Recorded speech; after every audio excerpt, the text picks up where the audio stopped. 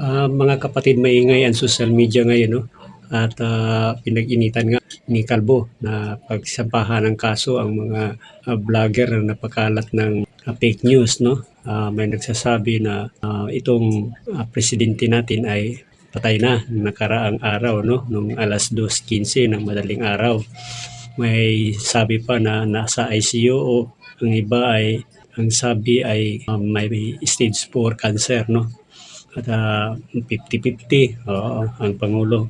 Where the President transmits to the President of the Senate and the Speaker of the House of Representatives his written declaration that he is unable to discharge the powers and duties of his office, and until he transmits to them a written declaration to the contrary, such powers and duties shall be discharged by the Vice President as acting President. So in that situation po kasi, kung meron talagang malalang sakit yung Presidente which will make him unable to perform his functions, nandyan pa rin po siya pa rin po yung Presidente ng Republika, pero ang magdi-discharge na po ng functions of the President will be the Vice President as acting President. So yan po ang kailangan nyo i-take note. Magiging acting President po yung Vice President, pero the President is still there kasi once he will be able to recover tapos maka-perform na po siya ng functions niya, he will resume performing his functions as the President. So si Vice President po mawawala as acting President at babalik siya sa pagiging Vice President. So ngayon, hinanapan nila ng butas daw kung sino ang nagpakalat ng mga fake news.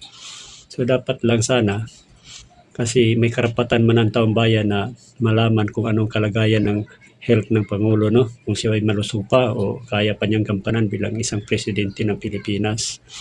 Ngayon, pakita niya, 'no, na malusog siya o magpa-press conference siya, 'no? Magpa-press con siya o magpa-interview siya sa mga media o sabi ng iba na mag-ano siya, 'no, hawak ng dyaryo na naka-deadline yung ano, 'no, yung may pizza na tamang pizza. So ngayon para transparent, 'no? So nakikita siya na talagang maayos ang kalagayan niya. Hindi yung ang sabi ay dadalo doon sa may mga okasyon, no?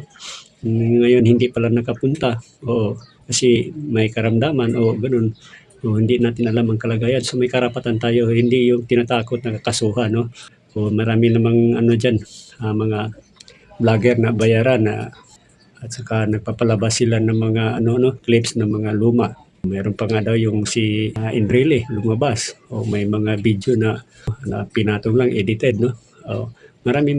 So ngayon, mainit ngayon itong si Rap Recto na nagbida-bida, no? Sa bagay, ito si Rap Recto, ano naman to siya, no? Yung trabaho niya ay bilang isang little president, no? Mga utos lang, no, doon sa Malacanang o lahat na pumapasok o lalabas sa Malacanang ay dadaan sa executive secretary, no, na si Rap Recto. O yung mga memo, documents, mga order o mga message, dapat lahat yan ay dadaan kay Rap Recto sa executive secretary o doon papunta sa Congress o doon sa Senate, no. Mahalaga ang papel ni Recto sa utos ni BBM, sa utos ng Pangulo. So sinusunod yan kasi kung pag walang executive secretary ay magulo yan, no? O magkagulo yung Malacanang. So ngayon, siya yung ngayon, no? Chief of Staff sa Malacanang o siya yung manager. Oo, pero ang sabi nga, nagbida-bida ito bilang isang presidente na daw, no? So wala sa kasaysayan noong alaw, meron yata siguro, no?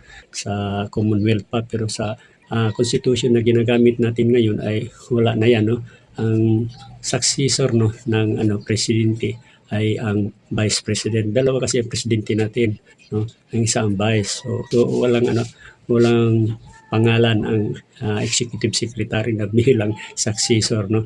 Unang-una ang Vice President, matik yan, no? Maging presidente. Kung hindi na kayang gampanan ng presidente, kanyang tungkulin o malubha na yung sakit. Sunod ang Senado, no? Sunod din si sa Congress, no? No?